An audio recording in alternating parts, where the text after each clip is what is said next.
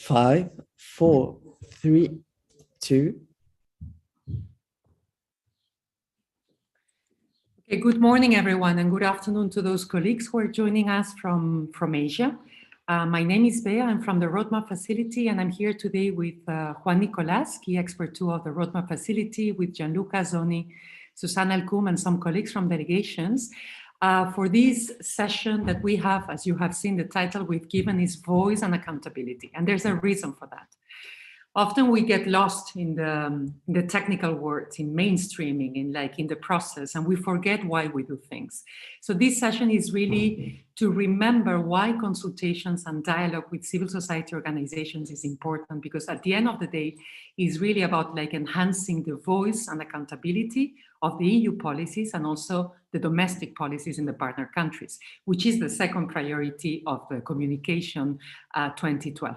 So without further ado, I'll pass the floor now to Gianluca Zoni for some welcoming remarks, and he will also explain a little bit how we have structured this session. Thank you.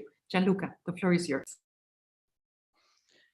Yeah, thank you very much, Bea, and also on my part, very good morning or afternoon to all of you colleagues from delegations. Very pleased to welcome you to this meeting, to this session that we have titled Voice and Accountability, and which we have conceived as a way for us to take stock of progress so far in conducting dialogue and consultations with civil society organizations, and discuss the way ahead. I mean, needless to say, and this has been said over the past 2 days since Monday, given the current context, in which we find ourselves, marked by democratic backsliding and closing space for civil society in many countries around the world, we see the value of citizens coming together to foster pluralism and contribute to more effective policies, equitable and sustainable development and inclusive growth. If I may quote from the 2012 communication on the roots of democracy and sustainable development, and empower the civil society is an asset in itself and a crucial component of any democratic system. And indeed, over the past 10 years, since the communication was adopted, we have become certainly much more proactive in promoting and providing spaces for engagement, and in developing the capacities of civil society organizations to play such crucial voice and accountability roles within the national context vis-à-vis governments and other actors, and also, and very importantly, with regard to our own EU external actions and programs. So this interaction with civil society organization is now part of the EU delegation's day-to-day work, over and above exchanges around funding opportunities and grants awarded to CSOs, and is becoming an increasingly important dimension in our partnerships with third countries. You have been interacting with civil society organizations during the preparation and implementation of your roadmaps for engagement with CSOs, the preparation and implementation of your GAP3 country-level implementation plans, and also the human rights and democracy strategies. You also have certainly had opportunities to organize and provide space for dialogue with CSOs on important domestic policy issues. And of course, as I mentioned earlier, you have consulted with civil society organizations during the preparation of multi-annual indicative programs for the period 2021-2027. And these consultations were organized in all INPA, in virtually all INPA countries, and collectively you have reached thousands of organizations representing a very wide array of civil society actors. So these efforts that you have carried out are duly recognized, and you certainly deserve to be commended for this, for the progress made so far. At the same time, we see a need to sustain these efforts, and there is certainly room for further progress, both to improve the dialogue, the quality of our dialogue, and also to accelerate the transition towards a more permanent or structured and inclusive dialogue with civil society organizations in the country we work with. We are pleased to see that most of you are planning to do just that under the new country roadmaps for engagement. So in particular, we see an opportunity to build on the momentum gained through the 2020-2021 period to ensure that these consultations with CSOs during the multi-annual programming exercise do not remain isolated events, but continue into implementation and are inclusive, meaningful, and predictable. This should include opportunities to update and discuss with CSOs on Team Europe initiatives. Involving CSOs is key in order to increase understanding and build consensus on our actions and initiatives. It is key to reaching vulnerable groups and addressing, leaving no one behind, as well as to monitoring and oversight. At local level, dialogue with civil society organization is a clear priority for our leadership, and particularly with regard to women and youth organizations and movements. And we have committed to report annually on progress. I will come back to this point at the very end of the session. So just let me conclude with a couple of the remarks. So now we're going to proceed this morning in this session in line with your recommendations that from last year's forum, and with the precious help of our colleagues from the Roadmap Facility team. We have tried to make the session as interactive as possible. So there will be three main parts. I will give the floor to Bea at the beginning for a short recap, a state of play, or where we are on these issues, and she will be looking into progress made so far, and give some hints on on the possible way forward. The second segment of this meeting will be a panel, and a bit the core part of this meeting will be a panel, a round table with some colleagues from delegations and headquarters, showcasing different approaches, to discuss different approaches on how you delegations are engaging with civil society.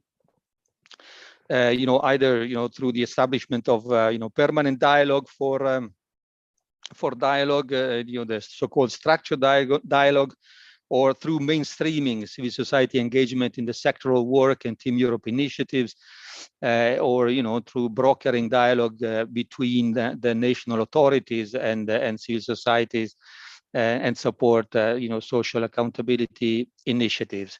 As I said, the roundtable will also count on the participation from colleagues from Unit D1, and I would like to thank them for their availability.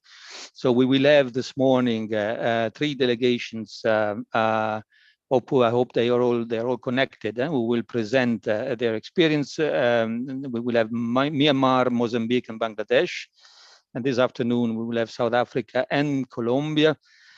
So final segment will be a question and answer session where we will try and address your questions as much as we can, and see how we can continue to support you in this important work. So we invite you already from now to write your questions in the chat. I think I'm done with my introductory remarks, and I will give the floor to you. Back to you, Bea. Thank you. Thank you very much, Gianluca, for those introductory remarks that find the framework for this session. Let me share my screen and let me know if it works. I will move this here, and then can you see my screen? Yes? Okay. So as Gianluca was saying, what I will try to do now in 10-15 minutes is to briefly present where we are in our consultations and dialogue. And I think, and Gianluca was already stressing this point, I think it's very important to say that congratulations are in order. And I insist in this point because often, especially like experts like us, we tend to pinpoint and like highlight the things that are not working and always say this is not working, this should be improved, there's room for improvement. But I think if we look back, especially since the communication was issued, since the roadmaps started to be implemented, that we are in the third generation of roadmaps today, the progress that has happened when it comes to engaging with civil society organizations, giving them a place in the table to discuss with them, and not just topics that relate directly to them, their funding, on the call for proposals, on the enabling environment, but on topics such as like the multi-annual indicative program, topics about like the policies of the EU in partner countries has been immense. So I think we need to acknowledge that because this is a whole path that has already been walked, and this is where we are today. And probably what needs to happen now needs to build on the achievements so far. I remember when the communication was issued and when like the roadmap started, that it was so hard to convince the colleagues at the cooperation section beyond the civil society focal points. Susanna is smiling and laughing, and I think she remembers well. And it was just like even the civil, and I see also Agustin like he's nodding, because it was the civil society focal points had to go and knock on the doors and say, guys, this is about you. This is for you too. This is not just about us. So civil society is not just like the funding that we give to them in the thematic program. Today, the situation is completely different. And I will briefly explain to you where we are today. So let me start with, you know, Concord is the European platform for NGOs. They used to do, I haven't seen like reports lately, but they used to do annual reports assessing and commenting on the way the EU works with civil society organizations at country level. These are some of the remarks they had in the report they published back in 2015. It was right after like the roadmaps and the first generation of roadmaps was started to, like they had been elaborated, that they started to be implemented.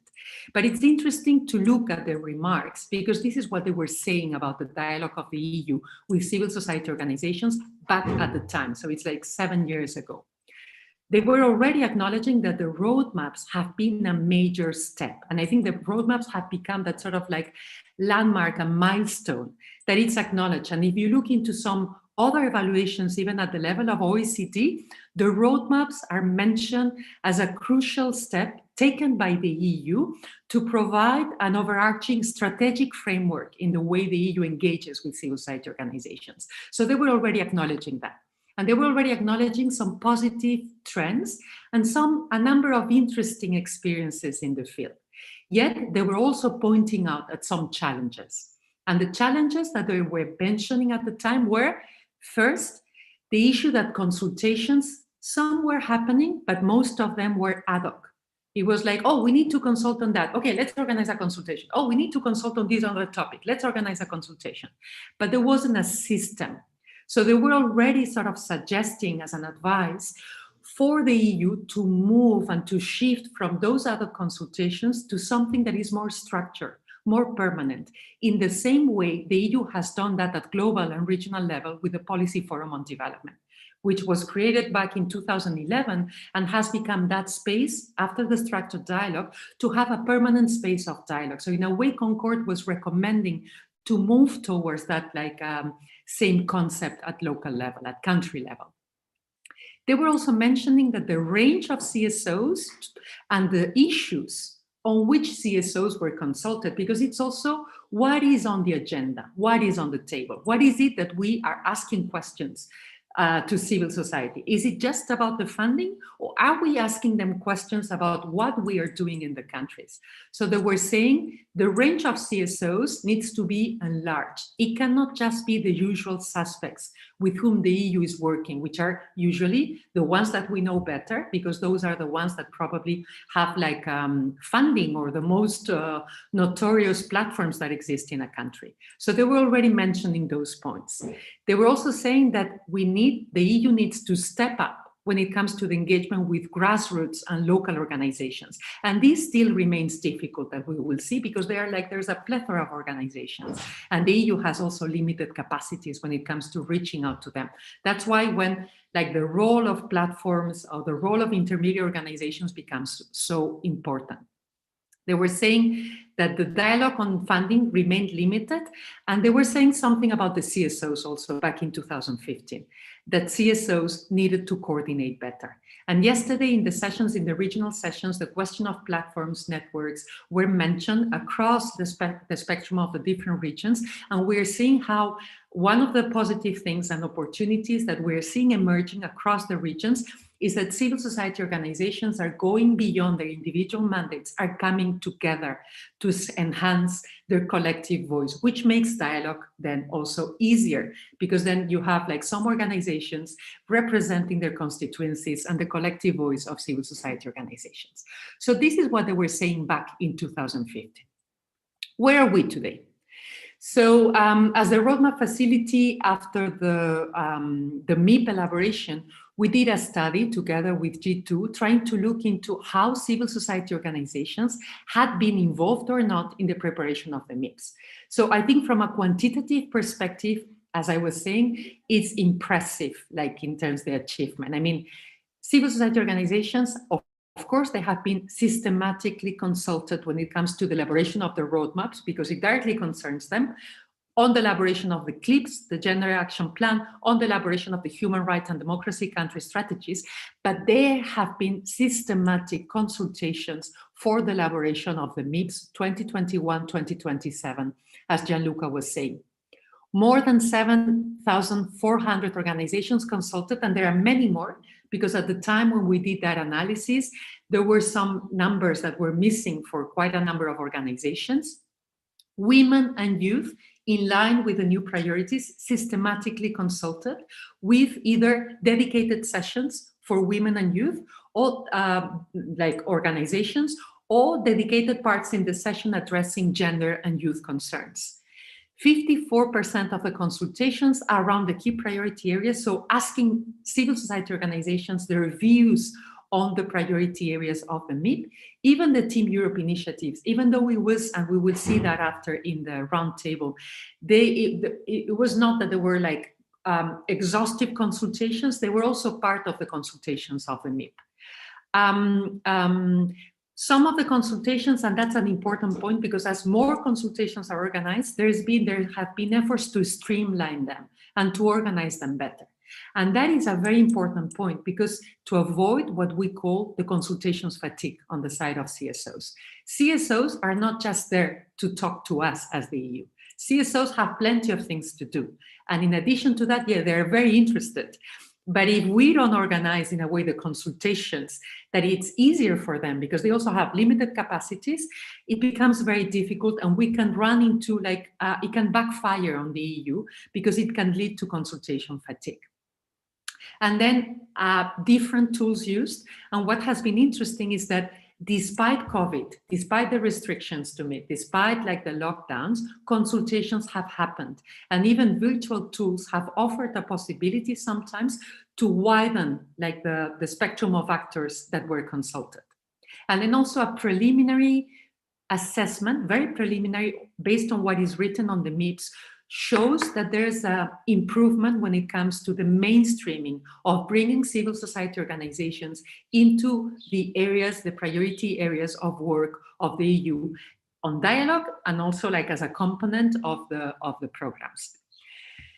On a more qualitative note, as I was saying, and in line with the recommendations from Concord, there have been efforts to reach out to other actors. And this is still difficult, as I was saying, because civil society is vast, there are plenty of organizations. And one of the things that was coming out very clearly yesterday from the regional sessions is that civil society is evolving. There are new actors coming into the picture. The landscape is changing. There are individual activists. There are youth organizing different channels. So it's even more difficult today to know who are those actors that we need to bring into the table so that the voices of the different constituencies are heard. And especially one question, one element of interest that will be something to work on in the future is the question of inclusiveness. So whose voices are being heard? I mean, who's on the table? Who do they represent?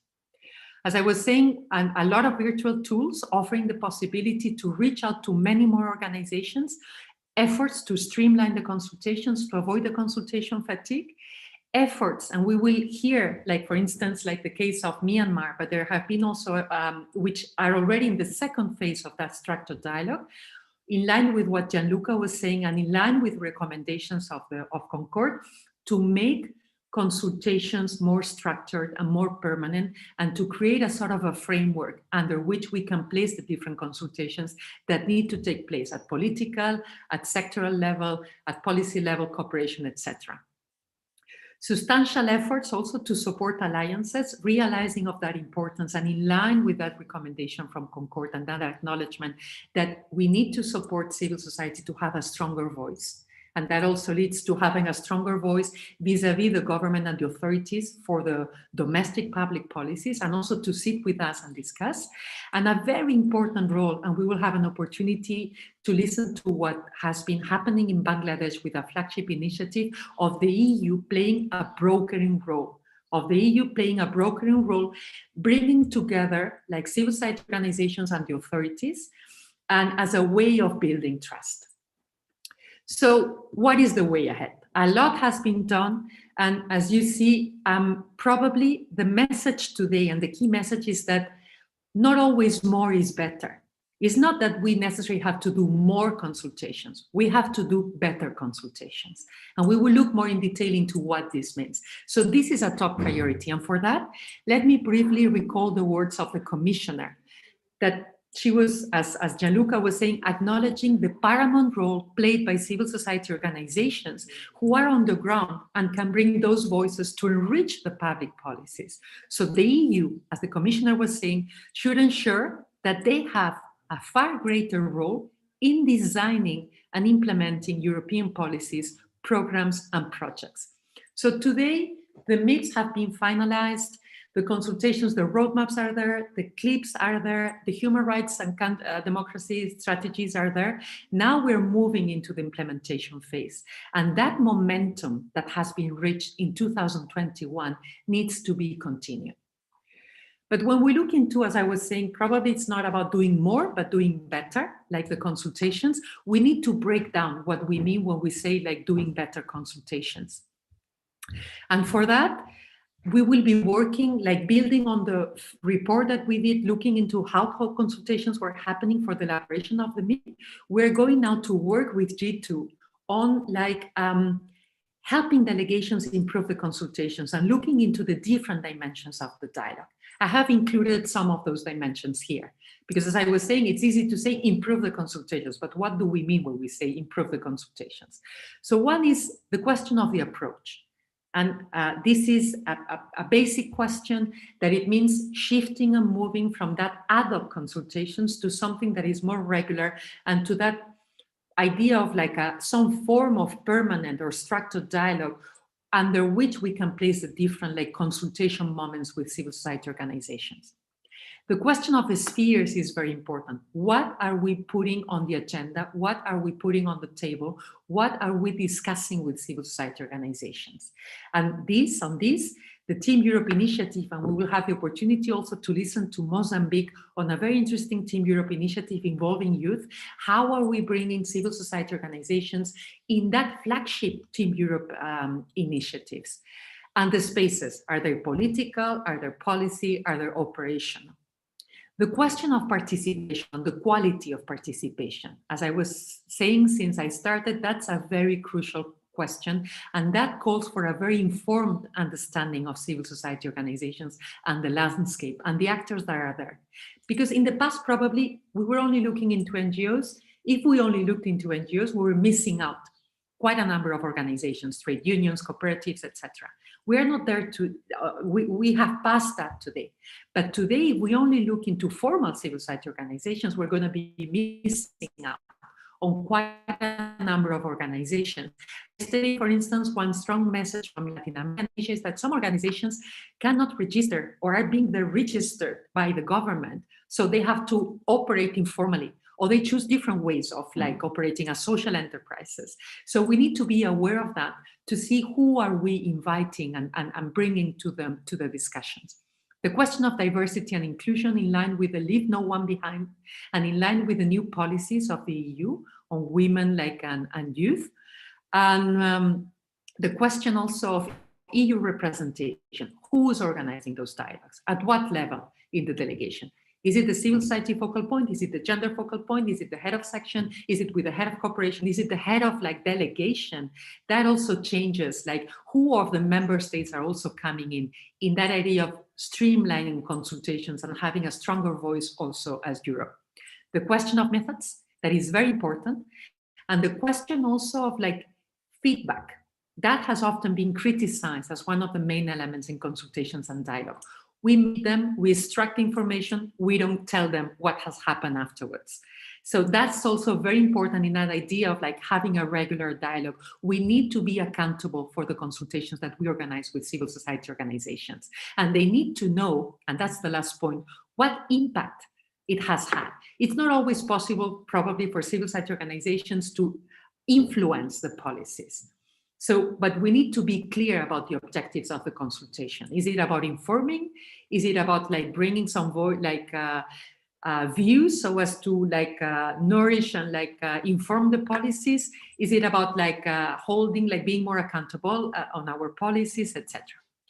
Let me stop here now and see if there are any questions or already reactions or feedback on this short state of play before we move into the roundtable. Juan, if you would like to see if there are any questions. In the chat, there's nobody raising the hand, so please, if you want to make an intervention, maybe raise your hand and then we will give you the floor. And in the chat, there's no questions.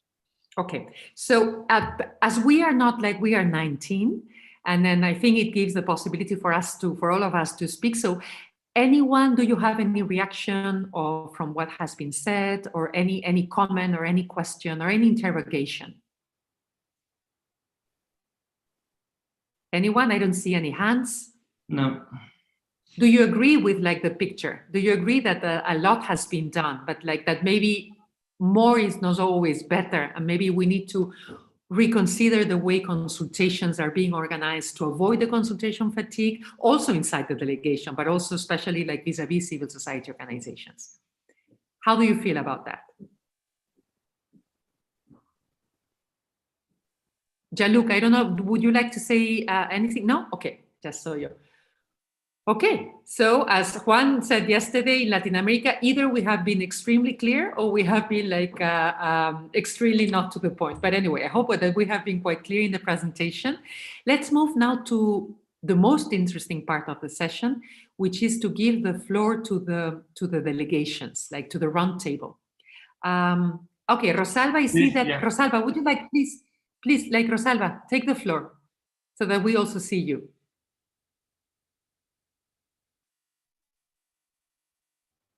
Rosalba, would you like to take the floor, or would you like me to read the question or the comment? Okay, well, let me read the comment. I think it's like, I don't see. No? The connection is really bad. Okay, so Rosalba is saying, and that's a very interesting point, and I see there's also Tima. Let me give the floor, first read Rosalba's comment. She says, probably to involve civil society in tripartite dialogue rather than bilateral consultations. And indeed, my reaction to that would be, it's not one or the other. I think they're like, there's an opportunity for both. And let me briefly explain. I think indeed, like the EU can play a paramount role in brokering spaces for tripartite dialogue. And this is more important than ever, seeing the trends that we're seeing across the regions, with like a backlash on basic freedoms and liberties and freedoms and rights, with a backlash on civil society and on civic activism. So a key role that can play the EU is especially in the areas where there could be there's an alignment with the government to bring and broker the space for civil society organizations. And I think Tanya will be able also to discuss this more at local level. We also saw yesterday, especially in the Asia session, that the decentralization reforms are opening up spaces for dialogue like at local level. So programs supporting social accountability efforts, programs supporting that area of like, and I think in Nepal, that's also like very much the case, bringing together like local authorities with CSOs, it's very important. Having said that, there's also an opportunity and a space for bilateral dialogue, especially on topics that are very sensitive, where you need to sit with civil society organizations and discuss them, for instance, on the enabling environment, on topics where civil society organizations would like to have a safe space to discuss with the EU. So as I was saying, it's not one or the other. I think when it comes to reinforcing the dialogue, it should be happening like on both like avenues. I don't know, Gianluca or Susanna, would you like to say something else about this specific remark?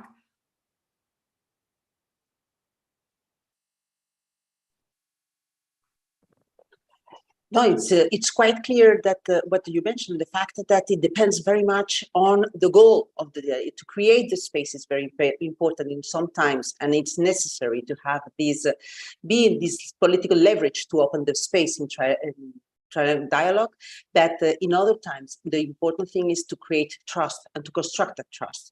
And that trust gives also this bilateral dialogue to be able afterwards to open these spaces for with the government and with different authorities.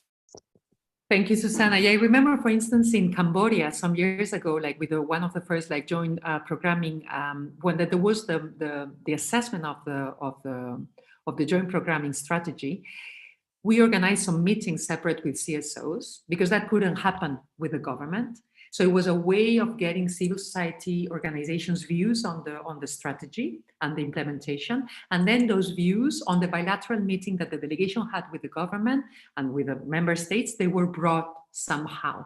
So sometimes those bilateral meetings, when it's not possible to have, like, can pave the way also for like to create more trust and even to inform later than the bilateral meetings held between like the delegations and the authorities. But indeed, it's very much on a context and basis. Tima, I think you raised your hand. Please go ahead. The floor is yours. Yes, good morning, Bea, and good morning, colleagues. It was just to complement what you all said about this concern with the consultation fatigue. This is also one of our many challenges, and consultation/dialogue with civil society organizations. For instance, just to share that in Mozambique, we are hosting tomorrow a group meeting. We have a gender and citizenship group meeting. It's a EU-led working group composed by gender focal points from member states, but also we have other development partners. So we wanted, one of our main concern is how can we ensure that we have for the two instruments, for CLIP and the CSO roadmap, because we have compromised in both documents to host dialogues with civil society organizations and with government. So our concern is how can we have effective dialogue with all these stakeholders, but also taking also into account that member states also they have some dialogue at the bilateral level. So in a way that we can make sure that we keep implementing what we said that we will do together, but also consider internal agenda for member states. Thank you, Tima. I think that the question, and probably Karen will be able also to comment on that like later on the round table. The question also of like working together with the other member states. I think that's fundamental also, like within that whole spirit of Team Europe like initiative. And also because, well, I mean, there's a very like straightforward reason in many countries also because the leverage of the EU of some can be limited. If we come together as Europe, the leverage is stronger. But also with that idea that you were saying and that of the consultation fatigue. I've seen in some countries that sometimes we keep on asking the same questions and then we don't share like the answers with others. And then civil society organizations are also tired of answering like the same questions over and over again. So I think if the EU is also calling civil society organizations to have like a more coordinated voice that also should come and on the side of the EU when it comes to approaching civil society organizations. Is there any other reaction or comment or no? Let's move then to the roundtable. And as Gianluca was saying, we are like very fortunate to have 3 delegations with us. We have Myanmar, Mozambique and Bangladesh. So 3 different experiences with that idea of like showcasing different ways, different avenues that can be taken to sustain that momentum and to deepen and improve the quality of dialogue and of consultations and dialogue. So those are 3 different experiences. I'm going to start maybe like with Agustin, like because I also mentioned like the case of Myanmar. And I think it's like, could you, Agustin, like Myanmar has been like at the forefront of like promoting a structured dialogue. I think this was one of the first delegations and you even have a dedicated facility to do that. So maybe you are now in a 2.0 version of the structured dialogue, where you are going to start building on the achievements of the past session, edition. Could you elaborate a little bit more about like the lessons learned and how are you envisioning this new phase of the structured dialogue? Thank you. The floor is yours, please. Thank you very much. I'm Augustine from Myanmar EU delegation. Thank you for inviting me for this roundtable to share our experience, what we have done in Myanmar. For the lesson, I think we have learned a lot from this structured dialogue. To be frankly, before that when we have the roadmap 2014 and 2017, the first roadmap, from that we also learned a lot of lessons because of the roadmap. The civil society think that this is from EU, this is the top-down approach. So from that we have tried to build up another. We changed the name of. We didn't say the roadmap. We say that EU CSO partnership strategy, which is 2018 until 2020. From that we did structured dialogue, what that we are told to do. So from the structured dialogue, the most important thing is like you already.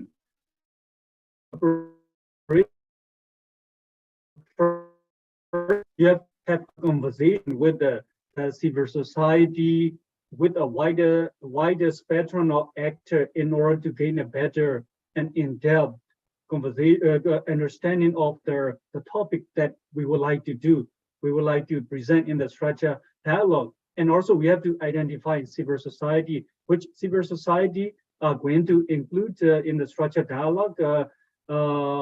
So who are going to participate in the structured dialogue? So, but in short, there are the lesson and the 4 principles, the very important principle that we have learned from the structured dialogue. The first one, participation. The second one, locally led. The third one, collaborative, and the last one, inclusive. So just to elaborate a little bit further for the participation, as I mentioned, the topics for the event were determined in consultation with the civil society, and also moreover, the event formats themselves were designed in a way to ensure that all the participants could engage and voice their opinion, and also to be taken into consideration. So to this end, the facilitation of in-person or online event, we use that too, and also methodology that's for the participation of all, so to include everyone. And the second one is locally led. As I mentioned, our partnership strategy connected with the local civil society and the preparation for the structured dialogue, and also to hear from the to hear from them about the issue, what are the issue at hand, and also to bring them on board to lead the section and make this happen. And collaborative based on the theme or the topic for the structured dialogue. The partnership, our strategy, reach out to the relevant partner, not only the local or international organization, in order to create a synergy and also to build a connection and network to each other. So the last one is inclusive. The participation of the local, grassroots, and the information, all the organization view the larger urban, not only the urban area, but also to reach out to the different state and region, on all the organization, all the civil society organization include in our structured dialogue. So this is what we learned from that structured dialogue. So in order to build up, if we are continuing to do this lesson, then we bring this up, and then we will try to do a better to have a structured dialogue in future. Thank you very much. Thank you very much, Agustin. I think those are very relevant points. Correct me if I didn't write them properly. I think you were talking about participation. So as the four sort of key lessons, and thank you for formulating them in such a clear way. Locally led, which I think is very important. And that's a point that, thank you for mentioning that, because the question of ownership, who owns the dialogue? Who's leading it? And you stressed a very important point that the first roadmap in Myanmar, and I remember, wasn't successful because it was conceived as a top-down European initiative, which wasn't seen by civil, they didn't own it, civil society organizations. And I think that idea of rebranding it, even changing the name, it was a very smart move. In a way of because the previous roadmap already had a name that had some associations that were not necessarily positive. Now it's a partnership strategy that is locally and collectively owned. So participation, locally led, collaborative, that idea of collaboration, why are we coming together, and inclusiveness or inclusivity. I don't even know what is the right word, but that idea of that having, making the space for the smaller organizations, and we will get back to this question again later, because I think that's a very interesting point and a challenge that many organizations, many delegations are facing. We always say we want to reach out to the smaller organizations. How do we do it? So maybe we can dig a little bit more into this question. Thank you very much for this very valuable presentation. Let me now move, I think, to Bangladesh. Tanya, yes. So as I was saying, Bangladesh is a different case, and it's that idea of using, so EU brokering spaces for enhanced dialogue. And it's a very interesting case. It's a flagship initiative being implemented by the British Council at local level, of where the EU is supporting a program for civil society organizations and local governments coming together, and civil society organizations working on the notion of social accountability, which, as we saw yesterday, is one of the areas of opening areas that can come when it comes to working on accountability in such a context. Tanya, please, the floor is yours. Okay, so maybe quickly to say it's not only at local level, is indeed it starts in a bottom-up approach from a local level to higher tiers of administration. So to the district and eventually to the national level, which so far has been proven to be the most difficult part of it. If you allow me a very quick excursus into the context of Bangladesh, because it might then be more easily understandable why we design things in a certain way. So first, we started with a very large population, 200 million. So our project areas cover around 41 million people. It's a very complex system of governance with many actors involved. We have a very at the same time very weak. Sorry. Can you hear me again? It's you hear me? Okay. Tanya, yes. Good. Sometimes my microphone switches. I'm sorry when that happened. So this bureaucracy, decision making at lower levels is very low. And I think you have to see that when you bring them together with local authorities, that even though you might get a dialogue going, that doesn't mean you necessarily get a lot of decision making going at that level. Then we have the usual restrictive CSO environment that we find in other countries. CSOs are mainly seen in a role where they should extend services to the poor, not as this third layer of democracy. Then also civil society itself is highly politicized. It's not that they're a homogeneous group where CSOs are the good guys that are our natural partners. They're very aligned often to political parties, and you have to see that when you select the actors you will work with in the end. Then there's also a very limited trust in civil society, and is in Bangladesh not as much as this foreign agent discourse you might find in Russia, because you really had cases where CSO actors ventured very high into the political sphere, which created a certain discomfort among government, but also citizens. So in this context of a very authoritarian regime that we have now that generally seeks to disengage citizens, to not be politically active, there was this decision to design a program that would somehow mobilize people and also use the EU, as you said, to broker this space for citizens to work on accountability. And I think for that, you needed certain entry points, things you can discuss about. And in Bangladesh, they were found in a set of policies that are called social accountability tools.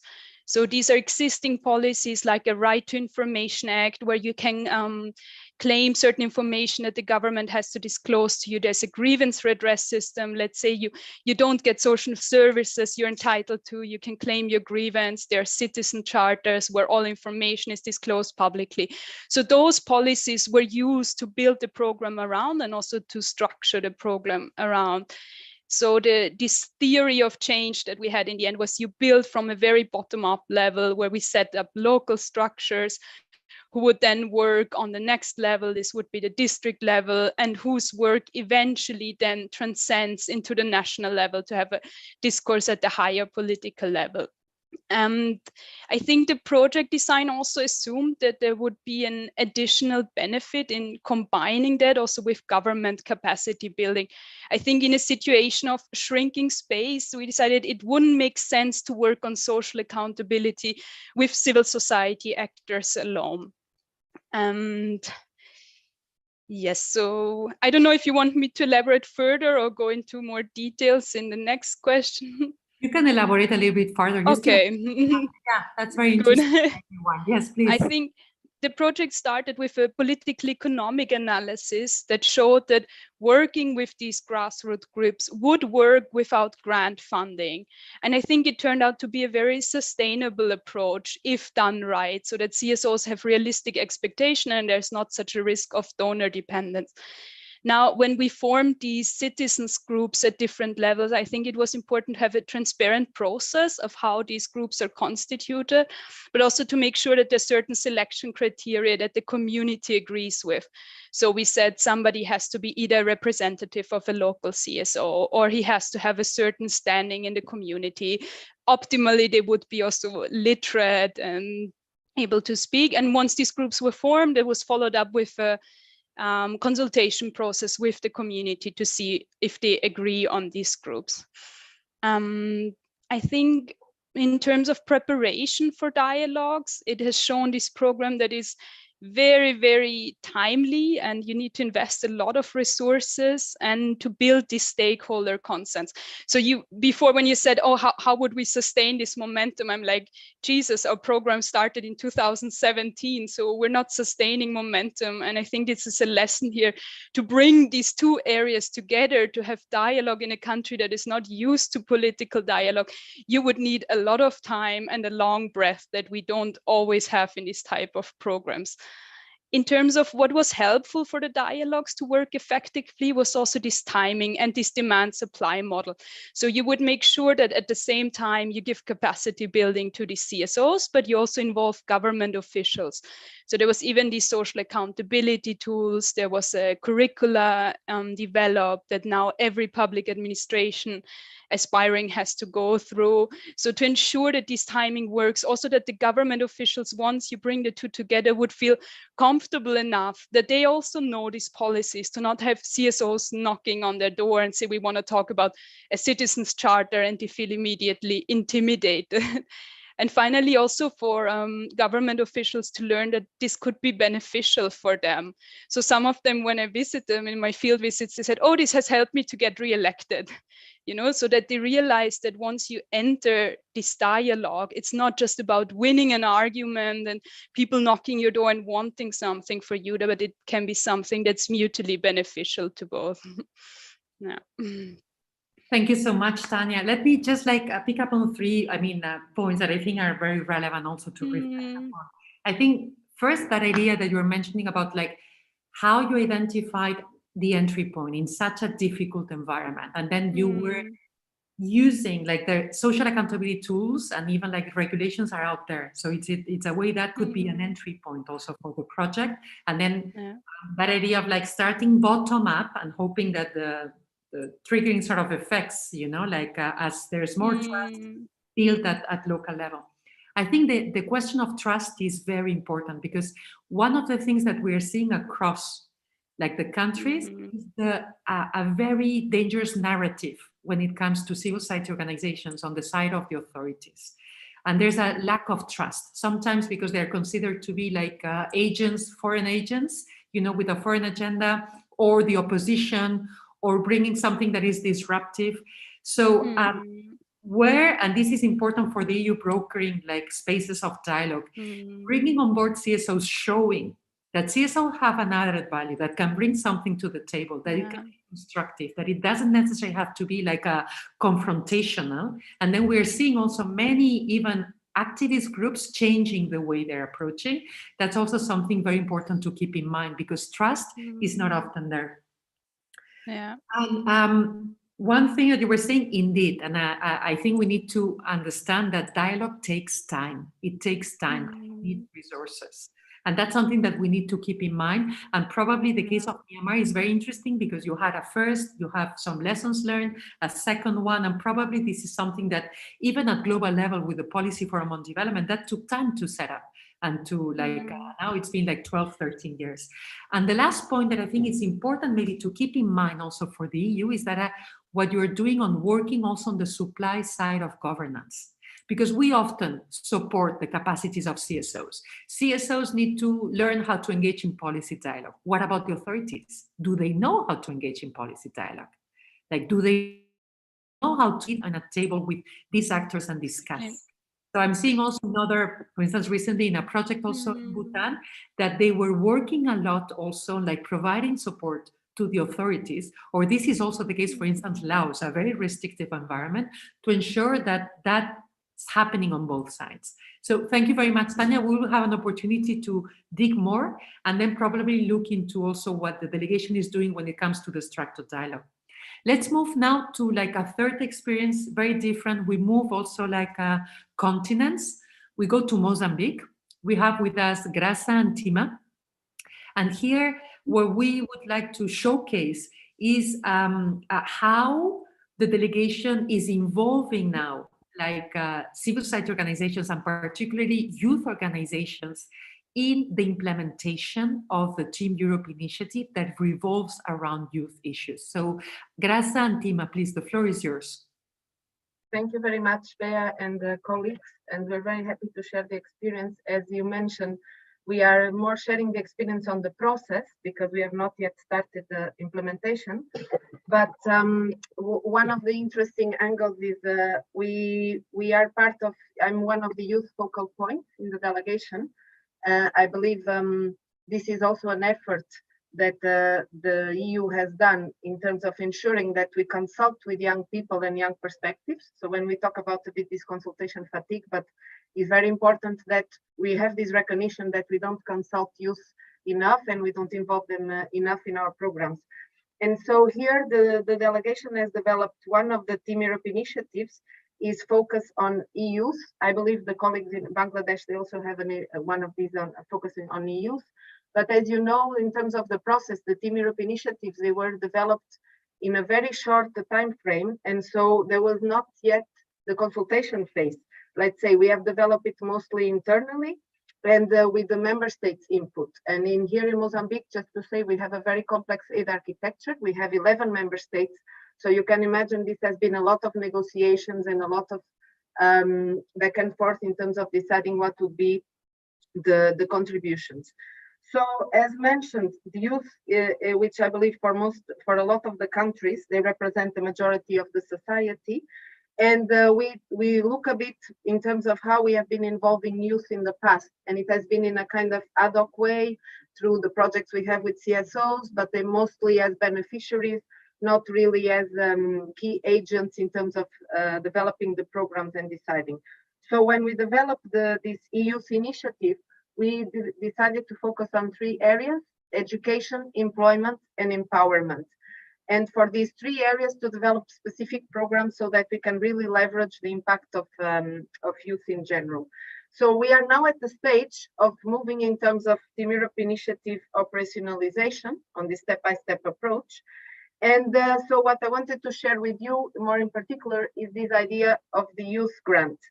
What we have decided to do is that in addition to create a youth sounding board, which I think everyone is familiar as an initiative to bring the voices of young people in terms of the EU programming, we decided to develop a broader package and have a project focusing on youth of approximately 1 million.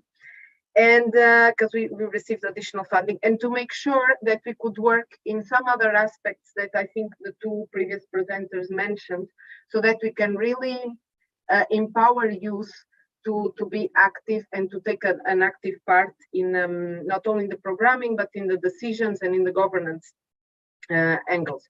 So what we have done, we decided to consult organizations individually. We have consulted 5 international NGOs and 10 national organizations. Majority of them are youth-led, and see different angles. First, an assessment of these organizations, their representativity, what are the needs that we should address in the project, and the recommendations that they have for us. And we did collected some of these input and the recommendations, and tried to see what is the best way for the empowerment component, which for us is one of the most difficult to have in terms of the young people. So what have we found so far, a bit in terms of lessons in the process, is the first of all, and I think that previously it has already been mentioned, that these consultations take time. So participation, but also the consultations. We went for a model where we are meeting the organizations individually, asking them for input. Some of them are even sending us some information later on. Some of them, they don't understand very well the EU, these youth associations and smaller organizations. So it brings a much richer process, but it's a longer process. And we know that sometimes we have our internal deadlines, and this sometimes is a difficult thing. The second thing, the first colleague mentioned the locally led processes, but we found that it's very difficult to reach the smaller youth organizations and to actually have the youth-led organizations in charge. So if we're talking about this, for example, this type of grant, and I mentioned the amounts, we are more likely to go for an international organization that has a capacity to manage the grant. And then the way we're trying to see how to involve these smaller youth organizations is by having some innovative tools and small grants so that we can do direct support.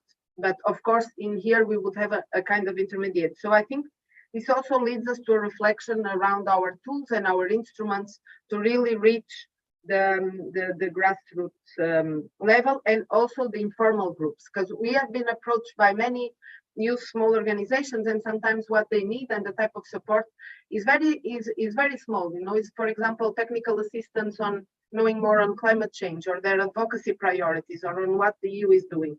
So to find a way to reach them. And finally, an interesting thing in terms of the empowerment is one of the recommendations we got is that even if we want to work with youth and focusing on youth and youth-led, that we definitely need to involve other type of organizations and the district authorities and, let's say, other adult organizations to make sure that themselves also are able to work with the youth and they validate their views.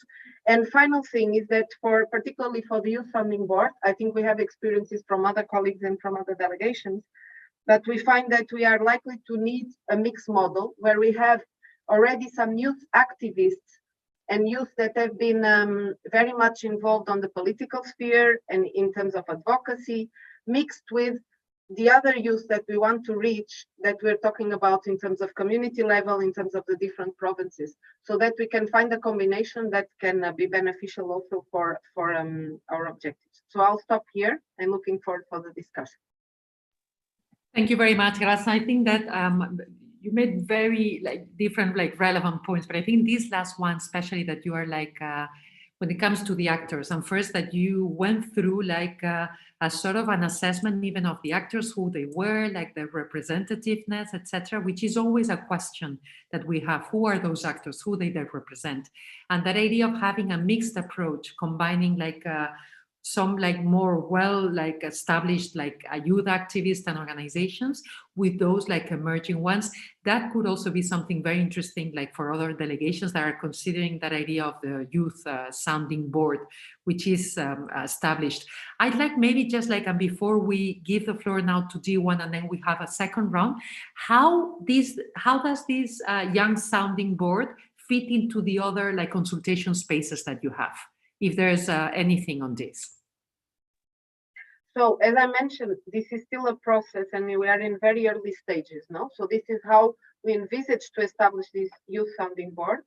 But the whole idea is actually then the people that are part of the youth sounding board can take part in the different consultations. And they can themselves, in some cases, be part of the team that is working on these consultations. So in a way, it's more about, one of the things we want to do is capacity building to this youth sounding board, is exactly explain the different EU processes and how the organizations are consulted and then at which moments in the year, so that themselves they can be understanding the process and be having meaningful contributions into it. Yeah. Thank you very much, Graça. Maybe Karen, would you like to say, Karen Del Biondo from D1, would you like to say a few words maybe on some of the lessons that were learned from the previous phase of working better together, joint programming, when it comes to consultations with civil society organizations, and then we will move to some more specific questions to our three panelists. Thank you. Okay. Thanks. Well, joint programming kind of predates my, I mean, I work on joint programming too, but yeah, I'm not so well aware of the consultations and any lessons learned, but I can say something on civil society related to the TEIs and the kind of discussions that we've had with civil society here, which I think are also relevant for the country level. So yeah, I mean, as you know, Team Europe does not include civil society as such. It is restricted to the EU institutions, member states agencies, development finance institutions. Of course, this does not mean that CSOs are not an important partner. On the contrary, the dialogue with civil society on Team Europe initiatives is very relevant, very necessary, and civil society can also, of course, be an implementing partner and should be. And this is something that also a lot of member states have highlighted in meetings that we've had on TEIs, kind of horizontal issues on TEIs. So in the early stage, when the concept notes of the TEIs were drafted, first version, revised version, civil society, there was an assessment done, and the the mentioning, the references were quite good, and particularly after the revision, the majority of this TEI concept notes in Africa, Asia, mentioned civil society, had some references. In Latin America, it was a little bit less good, but also to note that many of these TEIs in the end did not go forward. So yeah, this is something that previous A5 unit did a few years ago. So right now we are more in the implementation phase, where and also more concrete operationalization, where member states are looking at their contributions that they can make to the TEIs. Joint intervention logics are being drafted jointly. The EU is also now working on the actions that will be part of the TEIs. So I think in this phase, things can also get a little bit more concrete. At the headquarter level, discussions with civil society have taken place, but in a more ad hoc manner, I would say, with the usual suspects, which is mainly Concord Europe, that Bea also mentioned in her presentation. Recently, there was also a meeting with Solidar. We were last week at the European Development Days and at the stand on Team Europe. So many NGO representatives also stopped by. So in general, I would say there is a lot of interest. Now the TEIs are also linked to the Global Gateway, as you know. And so with this, we think, and we had a meeting recently, so it's still something that's under discussion, under reflection. But the general idea is to make this more structured, this dialogue, and bring it under the Policy Forum for Development. Then, of course, these kind of consultations are more like updates on the process, general process. Explain also what Team Europe's initiatives is about, and so not specific TEIs. And then the kind of information that we give, it's the TEI and Joint Programming Tracker, which later on I can put a link, or if somebody, you can just Google it. TEI and Joint Programming Tracker is some capacity for dev. So this has been presented to them, and yeah, I mean, it's just been up and running from early this year. So I think maybe still some organizations need to discover it. Even some delegations may still need to discover it. But so yeah, I mean, the information has been shared. And I would say from these discussions, my takeaways is that civil society organizations find that there is not a lot of information available. So of course they find this TEI and Joint Programming Tracker very helpful, but they would like to have more detailed information. Of course, it's often difficult to see also how it's relevant for them and whether it includes any opportunities for them to be supported. There is also, and this I would say it's not just limited to civil society, it relates, I mean, it's even a misunderstanding with other actors, other stakeholders, but even within Team Europe, there sometimes still misunderstandings about it, that TEIs, they're integrated into the programming. So it's not like a separate parallel budget line. And so it also makes less interesting for civil society because it does not necessarily create new funding opportunities. So what I would say is that the other thing that has come about, in my opinion, is something that we really need to pay attention to and be receptive to, is that, you know, with the Global Gateway, which is of course driven by investments, infrastructure, and also with Team Europe, which is about Team Europe, and that the impression is not created that civil society is being left out. Because my impression from some of the discussions was that on TEI is that the money is only going to the member state agencies and development finance institutions, that actually even money would be diverted from civil society to these European institutional actors. That global gateway is money going to the private sector, and that there is, more focus on private sector than on civil society. That there may even be a risk that like social accountability is not taken into account.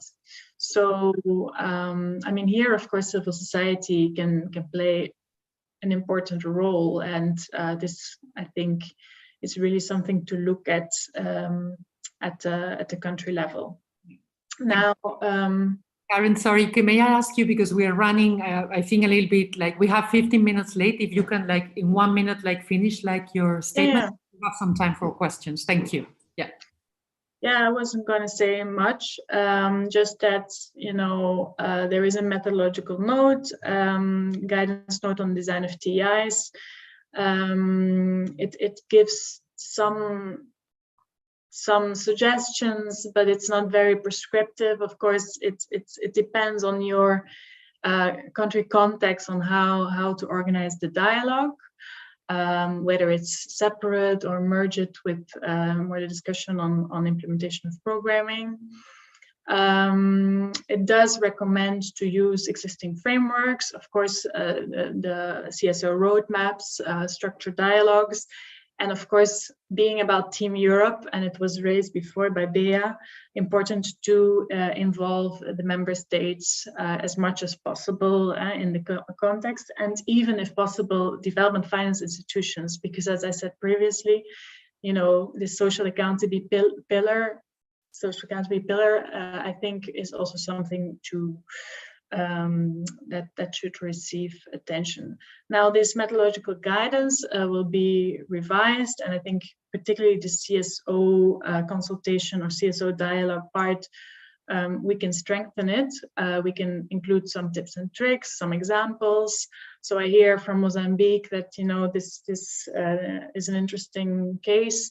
But so yeah, feedback is very welcome. Bea is working with us on this, so you can always get in touch separately. Thanks.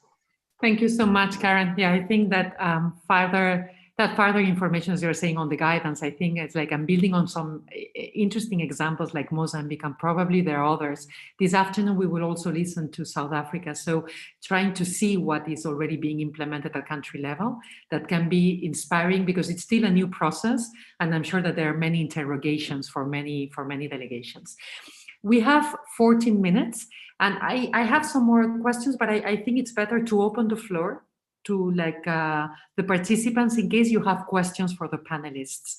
And then what I'll do, if you don't have questions, we can always continue asking questions. But I think if you have any burning question or pressing issue, you'd like them to elaborate on something further, please do so. So raise your hand and please say to whom like the question is addressed.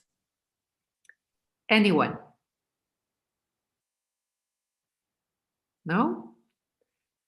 Can Then, I? Yeah, Gianluca, of course. Sorry, please. I didn't raise my hand. No, I would like to say, first of all, thanks a lot for these contributions on colleagues. You know, in the panel, I would have like three specific questions for the three colleagues from delegations. So perhaps to Augustine, I don't know if Augustine mentioned the actual the topics that were selected for the structured dialogue. I think I heard what you said, Augustine, about the criteria that you follow. That's very interesting. You know, to identify those topics, you know, for the dialogue. it would be good, perhaps been useful, interesting for me to know, what you came up with in terms of the actual subjects that you're going to discuss with civil society in the frame of this structured dialogue. For Tanya, a question about the role of the delegation, because I understand you have conceived this as a project. So it's not clear to me if and what is the involvement of the delegation there. I assume the delegation will play a role in this setup, but perhaps you could elaborate briefly on that. And for Tima, my question would be, again, very interesting to hear about the experience. My question would be about the actual meetings that you are planning under this concept that you have developed to involve youth organizations. I mean, are you planning to hold regular meetings to inform? Because I think it's indeed the very first thing that needs to be done when it comes to TEI, and I think this is the request that comes from bottom up from our CSOs. I don't think they necessarily request that they are part and parcels of the initiative on a par with the European financial institutions. But I think there is a need there that comes from them to be informed. So my question is really about, are you planning to have regular meetings where you will provide updates on how the initiative is unfolding? So this would be my three questions. With Karen, we speak on a regular basis, so I don't have questions on Karen's intervention. So I will stop here. Thank you. Thank you, Gianluca. Agustin, maybe can you, apart from the topics, could you maybe elaborate also a little bit more on what systems are in place to ensure inclusiveness? How do you make sure that indeed those voices of the smaller organizations that are being heard? What is it that happens? Maybe we can answer as the questions have been asked, maybe Agustin can start, then Tanya, and then Grasa. Yeah? And may I ask you to maybe use 2 minutes for the answers? Thank you so much. Agustin, please. Thank you. Yeah. Sorry that I forgot to mention what topic we choose. Before we make a structured dialogue, like what I said, we first consult with the different civil society. What will be the current very hot topics for them to discuss, and next step, in order to bring this to the policy level, we all of the civil society decided to discuss about the land issue in Myanmar, but why land issue? Because we made that structured dialogue not in a big city, but on the northern part of Myanmar, which is Kachin state, one of the state which is very much conflict area. So we have we try to talk to different civil society and to consult with the topic, but the land issues is very big and also very hot topic and very important. Land law was also reformed in 2014. So from that also we try to structure our topic a little bit more better to be able to connect with the current situation, like land and gender, land and IDP, because we have internally displaced people because of the conflict area, and also land and governance. Well, what are the governance system? What are the government system for the land law and the rule and regulation, and also land and environment? So which are the structure that we try to structure in the dialogue? So this is what we did for that dialogue. And also I forget to mention one of the very important element of the structured dialogue is for the communication of the result after the dialogue. So we in our previous roadmap, like in 2014, 2017, we didn't communicate our result after consultation or after making talking to the civil society. We didn't share what are we going to do. So this time we try to develop infographic when and also a report, a paper that they can use what we have been discussed and what are the results in this structured dialogue. So we try to disseminate the information like infographic, and also we public that in our website and in our Facebook. We share this the wider network, not only the participant but also wider network. So this is also one of the important elements that we should communicate the result of our structured dialogue. I think for the inclusiveness, what I said, we try to talk to not only the big civil society, but also the faith-based civil society, the grassroots, the CBO, or to be involved and also to be invited in the structured dialogue. Not only the big city in Yangon, but also from other part of the area of state and region of the Myanmar, to try to include them as much as possible. Yeah. Thank you very much. Thank you very much, Agustin. I think Tanya, I think you're next. Okay, yeah. Thank you. In terms of the role of the delegation, I think, yes, the delegation was the one initially negotiating a financing agreement with our implementing partners. So with the cabinet division, this is here the government body that is like the interlink from the. So, can you hear me? Is it okay? Hello? We can hear you now. Okay, it's just the screen is acting up. Good.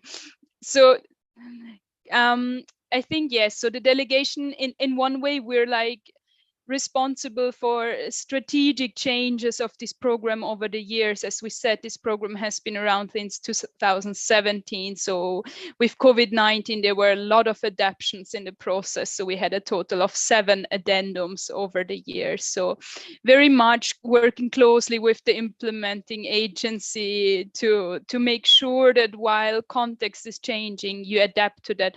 I think, yes, we've heard about it at the local level, especially in the beginning.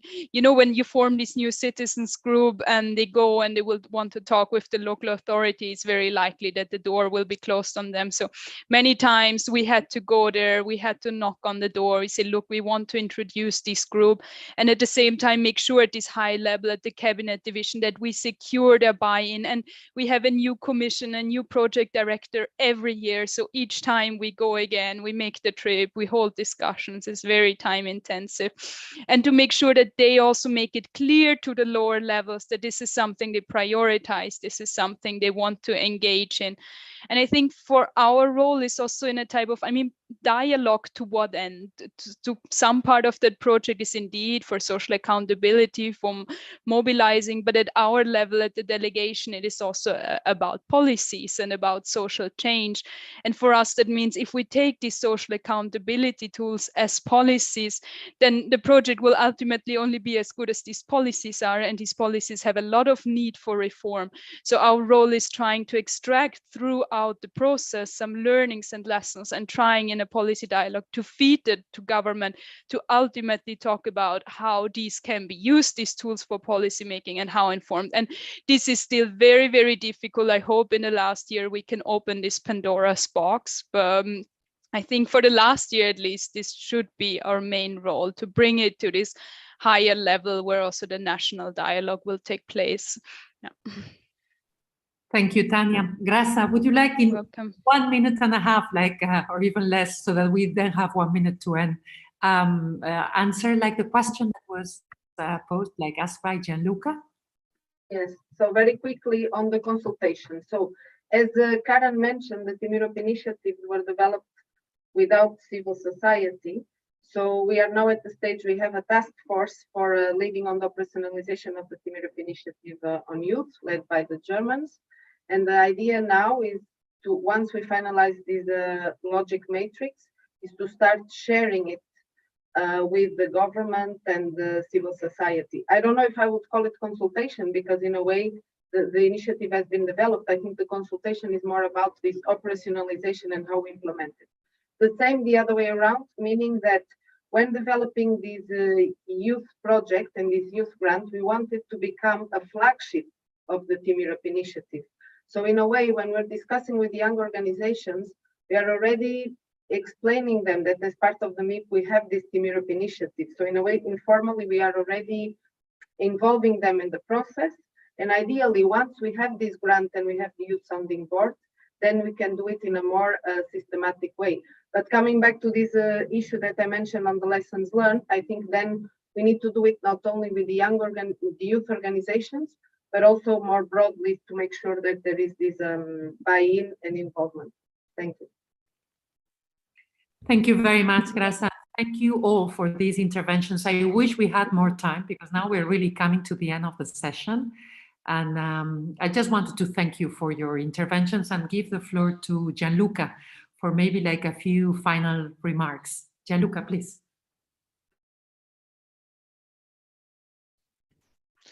Yes, thank you, Bea, and yes, thanks a lot to the colleagues who have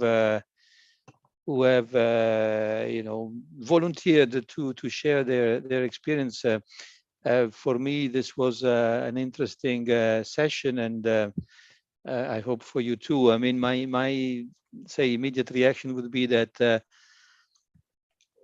you know, it would be good to ensure, similar to what we have said for the consultations around the multi-annual indicative programs, that also these opportunities to exchange among ourselves on the approaches that you have adopted, that you are implementing, that these opportunities is not, let's say, a standalone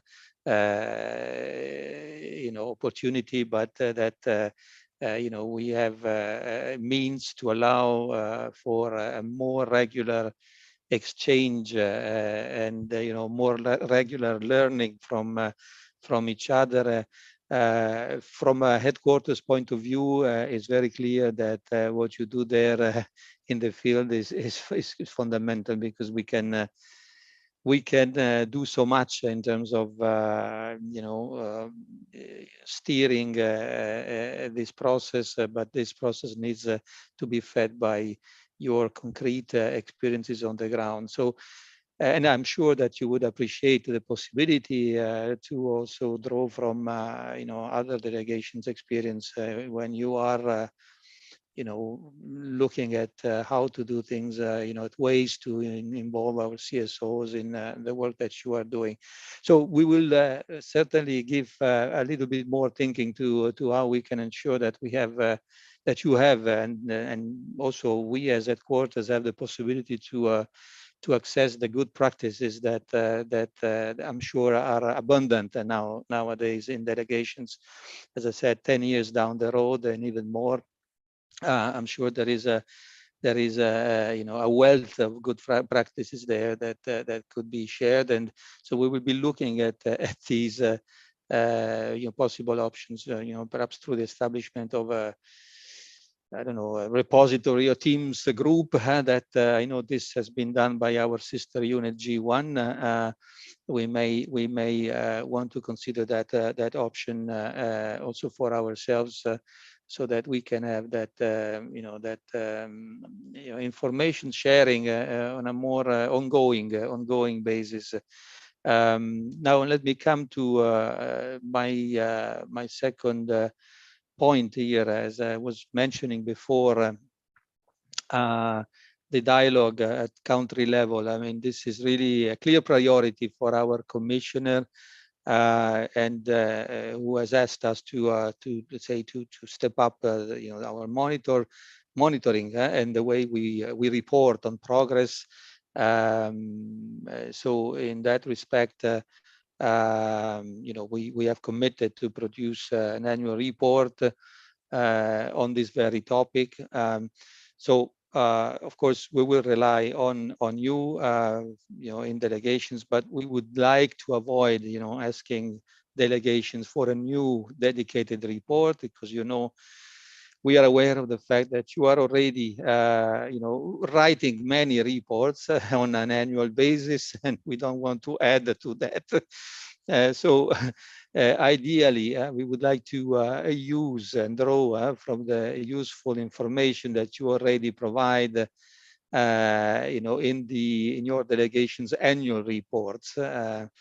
As you know, delegations, prepare every year both an external assistance management report and the progress report that looks more at these very issues, the dialogue with the various stakeholders at country level. So our idea is to draw from those report information contained there. We have had a look at what was done in the 2021 progress report, and this is very useful, but this may not be entirely sufficient for us to be able to proceed to this. So we may have to come back to that. It will be most likely in the form of a survey that we will try and conceive in a way that is as efficient as possible. That will not imply a huge amount of extra work for you. And we might as well contact some of you individually for, because we would like also to prepare case studies or, showcase examples of, how delegations are engaging at country level. And I think it would be good to highlight those experiences in this report. So we count on your cooperation, and we thank you in advance for this. So thank you very much in advance for your help. So one last remark on my part. We are aware that this work, this very useful work that you're doing, it's not only falling on your shoulders. It's engaging with civil society does imply and requires a sort of whole of delegation approach. So we are fully aware of that, but we are also aware that you do play a key role there, as you are the first, let's say, point of entry for citizens and civil society actors who are concerned about their rights and their participation in policies that affect them. So these were my main messages, and with that, I would like to thank the delegations again that have accepted our invitations to come and share their experiences. I would like to also thank Bea and the team for the work. She's been working very hard to prepare this session. And thanks, Bea, much appreciated, and to all the participants for their attention and their constructive input. So all the best for now, and we will be in touch. Thank you, Gianluca. Just I see that there are a couple of comments that are very valuable, Please. That they were in line with what you were saying. And then Tani is saying to have a more structured dialogue across delegations and headquarters. Indeed, I think there's that whole idea of and for instance, G1 is organizing regular meetings with gender focal points. I think, Susanna, maybe you want to say something about the ideas that are already, or Gianluca, that the unit has to keep that dialogue going also, so that it's not only on the civil society focal point seminar that we discuss on those topics. Gianluca or Susanna, I don't know if you want to comment on this. Just a word, because we are really running out of time, but the idea is really to try to have these informal and regular meetings with delegations at regional level, but also across regions, and to be able to share much more between us, and so that you feed also all the discussions at headquarters level. Thank you. Thank you very much, and thank you all for your contributions, your participation, and the dialogue goes on. So I enjoy the rest of the sessions, yes, because there are still some sessions going on. So see you very soon. Thank you. Bye-bye. Thank you. Bye-bye. Bye. Bye. Thank you. Thank you. Bye-bye.